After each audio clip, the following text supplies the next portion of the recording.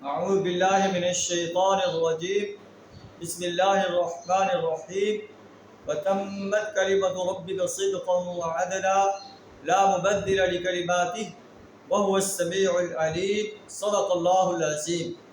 سورہ انعام آیت نمبر 115 آپ کے سامنے تلاوت کی ہے، جس کا ترجمہ کچھ اس طرح ہے: وتمت کلمۃ ربک صدقا وعدلا، آپ کے رب کی بات سچائی اور عدل کے لحاظ سے کامل ہے، اس میں کوئی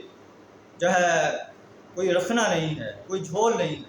لا مبدل لکلماتہ، اس کے کلمات کو کوئی تبدیل کرنے والا نہیں۔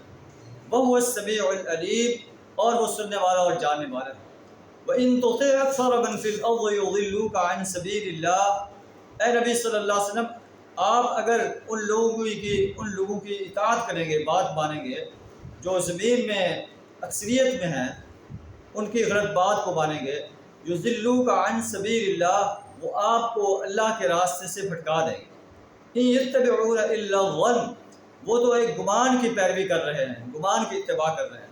وانہم الا یخرصون، اور وہ قیاس آرائیاں کرتے ہیں۔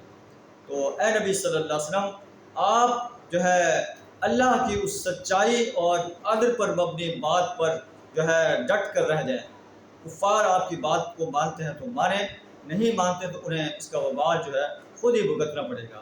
اللہ سے دعا کرا ہمیں بھی قرآن و سنت کی رہنمائی پر ڈٹ کر کھڑا ہونے کی توفیق عطا فرمائے، اور دین اسلام کے اس پیغام کو، اس نظام کو اس سرزمین پر قائم کرنے کے لیے جد و جہد کرنے کی توفیق عطا فرمائے۔